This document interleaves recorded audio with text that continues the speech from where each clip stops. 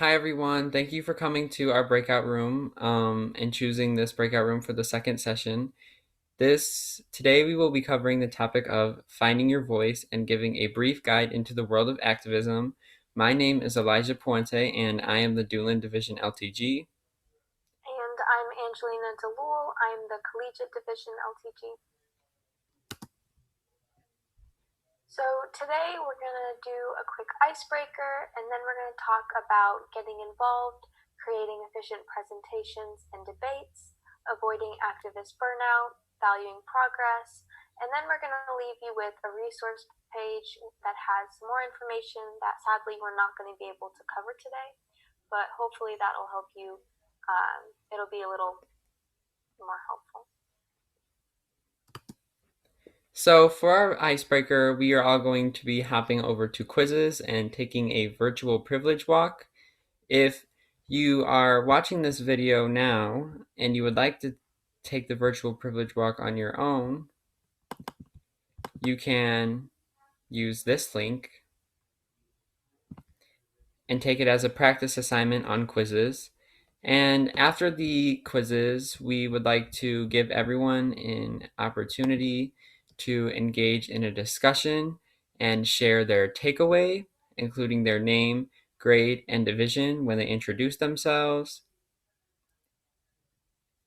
As you are proceeding through the questions and answering each of the questions, try and analyze them and think about new things that you have learned, or take note of something that you didn't realize before that maybe you realize now after taking these quizzes. And feel free to reach out to us and let us know your takeaway using our contact information. Your name, grade, and then division and takeaway.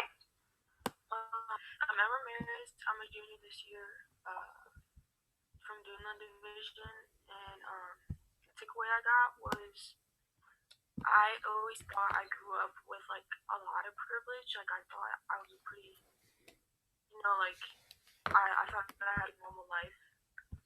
And then like looking at my results, I got in the 30%, and I think that's kind of cool that I thought I had it so good compared to like people have it worse than me. So I'm glad I was, even though it was 30%. You know what I'm saying? Yeah. It's always good to just be fortunate of what you have and appreciate it. People had it better than me, but people also had it worse than me, but I still appreciated the bad things I had. I don't know how to describe it. It was just kind of shocking that was 30. But yeah.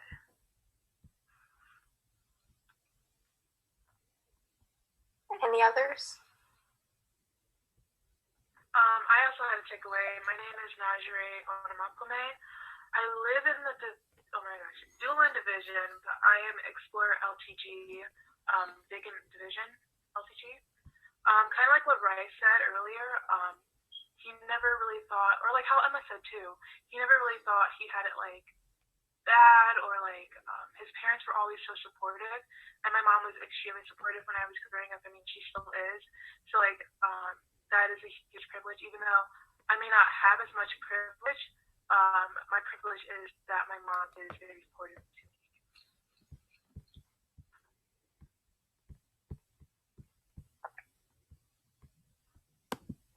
All right. Yeah, those are great takeaways. I know I had a pretty similar takeaway to you, Emma, and also to you, Najee, with my parents being supportive and really lifting me up. We have time for one more person to share if they would like. I can go. Hi, my name is Esther. I'm a junior and I'm from Capital Division. Coming from a minority race, I've always thought like I was kind of maybe like unprivileged or like not as privileged enough as others. But when I got my results, it said that I was 54% privileged, which was amazing because it just goes to show that like just because English might not be your first language, it doesn't always necessarily mean that you're not privileged and that there are many things to be grateful for. And it was just cool to see my results. Thank you. Yes, we appreciate everyone for sharing. And I know it may have been hard for some of you to open up a little bit, but thank you. Okay, so now getting into finding your voice and being an activist. So first things first, when you are advocating, is educating yourself. And to educate yourself, you can begin by listening to reputable, emphasis on reputable global or local news channels, and reading local news articles from impartial, unbiased sources. You want to stick to unbiased sources so that you can be able to form your own opinion and not have it based off of somebody else's. And that's really important as an activist, because in order to advocate for something, you have to be confident in your own opinion. And you always want to strive to learn more about a topic and research all perspectives and see how it may seem in someone else's shoes. Along with that, don't be afraid to have little beginning knowledge of an issue and develop that knowledge. We all start somewhere. You can advocate for something while still having little knowledge, but just strive to always gain more. Be open to changing your opinion. It is okay to change your view on something and acknowledge that you once held a different opinion. That just shows that you are growing as a person, and growth is always great. And then I have a little tidbit fact for you about Key Club. So right here we have a little graphic that says knowledge empowers you. And I'm not sure if many of you knew, but Key in Key Club actually stands for Kiwanis Educates Youth. So that's just a little fun fact. This week. So we have some organization examples for you guys, and we want to say, why is it beneficial to join an organization? Joining an organization like Key Club, although we are talking about different ones than Key Club, helps to connect you with like-minded people who share the same passion. And with these people, you can share your ideas, and they will most likely support you and encourage you, causing you to invest yourself even more. Organizations can offer resources and allow you to unlock more opportunities to further your activist career. So we're going to talk about 3 organizations to join, and then we'll actually, on our resource page, we'll give you one more, and then if you're interested in that, you can research it in your spare time and potentially join it. So the 3 we're going to talk about is our STAND, Together Remember, and UNICEF. So first off, STAND. STAND is the student-led movement to end mass atrocities, and it originated out of the Darfuri genocide, and it stood for Students Taking Action Now for Darfur. And at its core, their mission is to empower individuals and communities with the tools to prevent and end genocide. They deal with atrocities all over the world by spreading awareness, fundraising, and educating others. And I've listed 2 different ways you can get involved in STAND. The first one is joining your local chapter, but if you don't have a local chapter, you can start your own. And so if you go to STAND's website, which is just standnow.org, they have a chapter section, and then you can read the information they have there about starting your own chapter, and they actually have the registration form there as well. And the second way to get involved in STAND is to join an action committee. And so action committees are based on the different priority areas that STAND has. And so they focus on a certain area and help raise awareness about what's going on over there. And then also they work to help the situation. Next, we have Together Remember. And Together Remember is a global nonprofit organization with the goal of ending mass atrocities and making never again a reality by turning remembrance into action. And so the main way you can get involved with Together Remember is by joining their Youth Action Network. And so you can go about this by 2 different ways. The first one is to just be a member of the Youth Action Network, and you'll probably spend about 3 hours a month helping them organize their projects. But if you want kind of a more intensive way to kickstart your activist career, you can actually apply to be a fellow, and then you'll work closely with other fellows and the CEO and founder, David Estrin, and then you'll work to organize different workshops in your community and just spread awareness. And so the Youth Action Network is aimed at giving young people a voice. And then I've also included the social media here and like their social media accounts. And so make sure to follow those as well as stands on the previous. So whenever you get this PowerPoint, when we send it to you, go ahead and give those a follow.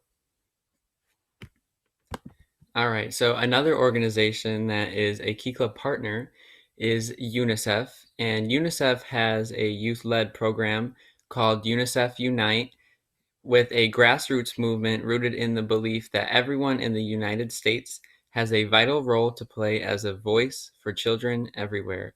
So these are clubs called UNICEF clubs that are chartered at high schools that work to advocate for the world's most vulnerable children. And members speak about UNICEF's child survival work in over 190 countries. Kind of like, I don't know if you guys remember, we did Eliminate Week, which was working to eliminate neonatal tetanus back in, I believe that was May. And that was the week where you ate like a lemon on Wednesday and stuff like that. And so overall, the goal of UNICEF Unite's grassroots clubs are thinking globally and acting locally for the world's most vulnerable children. I have also included UNICEF social media down at the bottom here. There's at UNICEF and at UNICEF USA, as well as their website, which is just unicefusa.org. And then if you click on supporters, volunteers, and UNICEF clubs, you can make your way to information about the UNICEF Unite youth-led program. So, digital activism. Digital activism is one of the simplest and best ways to engage in being an advocate using social media. Using social media and the platform that you have to amplify your voice and the voice of others is very important and easy now when we all spend a lot of time on social media. Post on your accounts regularly. You can share it to your story, or you can make an actual post on your Instagram. Put links in your bio about things you're passionate about, maybe to sign petitions or even to a website that has a bunch of different positions or phone numbers you can call, things like that. Create a schedule to do this to help you stay more organized. And along with that, for the content that you post, if you are inspired to do so, you can make your own graphics filled with factual information. Remember to include your sources to credit the people that gave you that information. Keep it impartial and unbiased in order to reach more people. And Canva is also a great tool to use to create graphics, or Canva is just a great tool for anything, to be honest, designing anything. And if you don't have time to make your own graphics, you can follow trustworthy creators on different social media platforms who make simple, easy to understand graphics that you can repost with their credit.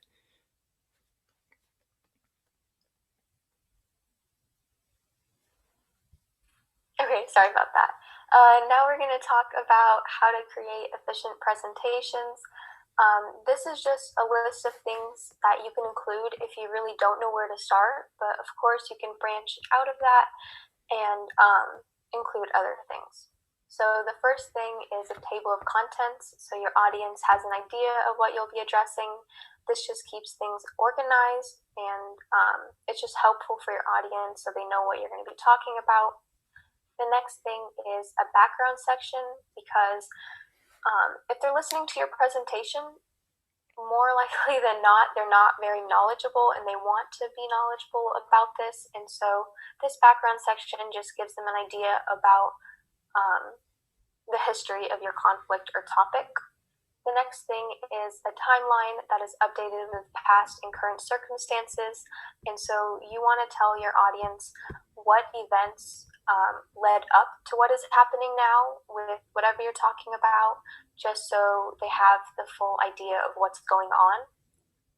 Also, people and groups directly affected by your topic. And so For example, if you're talking about East Turkestan or Xinjiang, you're going to talk about how the Uyghur Muslims are being affected and how they're being held in re-education camps and having to abandon their cultural values.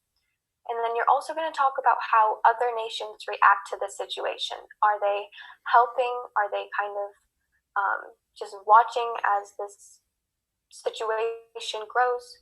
And then appeal to pathos, logos, and ethos. And lastly, you want to include an action item because during your presentation, you're going to be informing them, you're going to be inspiring them, but then you want to give them something to do at the end. And so this can be a petition, this can be just another way to get involved, anything so that they can leave knowing that they can help whatever you're presenting about. So, along with presentations come debates. So, how to discourse in efficient debates. Debates don't necessarily have to be formal. You'll probably get into a lot of informal debates. And for these debates, you want to educate yourself on both sides of the debate to prepare a good defensive and offensive argument. You want to have your own opinion, but also be able to respond to the other person's effectively. Be. Did I cut out? I just see your mouth moving, but I can't hear. Okay, now I can hear you. Okay. Be prepared to listen to the other side and respect their opinions, like always. Find a middle ground to reason the other side with, to reason with the other side on. This makes it easier for the other side to understand your perspective. If they can see things from the same perspective that you can in a way that you make that easy to understand, they're more likely to listen to you and internalize the information that you are saying. Notice and call out demagogues. So demagogues are false facts given by people in an order to persuade people when they really aren't true, and that goes along with educating yourself. And don't let yourself get heated, which means do not raise your voice or make personal attacks in any debate. It's okay to be passionate, but don't be rude. Doing these things will not get you anywhere. Be polite and be respectful. So now we're going to talk briefly, since we're going to be returning to the main session soon, about preventing activist burnout. First thing is just create and stick to a schedule for posting. This is just going to help you get organized and prevent you from getting overwhelmed. Don't argue or debate with those who don't listen. It's better on widening your reach and trying to educate others who want to be educated and want to learn more than just arguing with someone who may be stubborn or doesn't want to change their opinion. Don't feel entitled to save the world. There are many pressing issues, but you shouldn't give yourself anxiety over the fact that you can't fix them all. It's better to just focus on a couple of different things instead of having yourself do so many different things that you can't really give your full attention to. And so this will also help prevent you from getting overwhelmed easily. Dedicate a day to focus on yourself and your mental health. This just spend a day, or it doesn't even have to be a day if you're really busy. Maybe just spend an hour doing yoga, something relaxing so that you can take your mind off stressful things. And remember, you must take care of yourself before you can take care of anyone else. And lastly, we have built a network of fellow activists to support each other. This just helps so that you can lean on each other if you're busy, and it's just really good to have other people who are kind of on the same page as you. All right, so to wrap up, we do have a resource guide that we're going to send to all of you with letter, email, and call etiquette. We were originally going to include it in the presentation, but we realized we didn't have enough time. So that will be coming in your email soon, and we will also attach this presentation for you as well.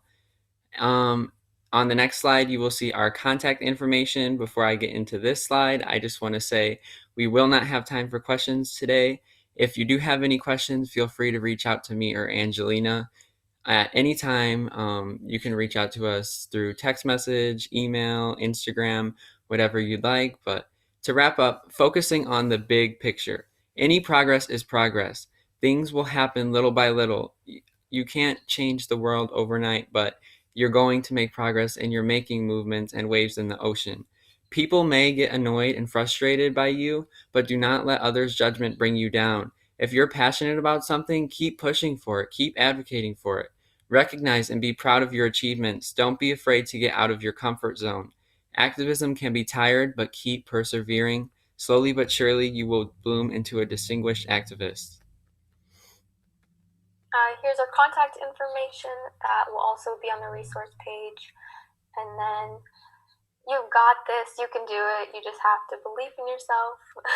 Real quick, we have like 1 minute left.